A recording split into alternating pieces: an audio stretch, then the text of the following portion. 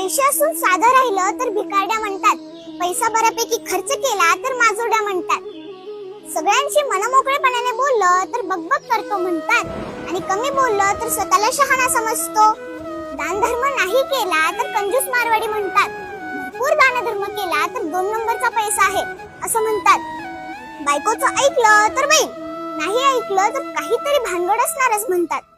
तब्येत चांगली तर फुकटचं खाऊन सुधरत चाललाय म्हणतात, आणि तब्येत कमी केली तर काहीतरी आजार झाला असणार म्हणूनच मरायला लागला असं म्हणतात. सगळ्या कार्यक्रमांना हजेरी लावली तर याला काही कामधंदाच नाही. नाही गेलं तर माणुसकी नाही. हे सगळे लोक असतात. लोक नेहमी त्यांचं काम करत असतात. आपण आपलं काम करायचं.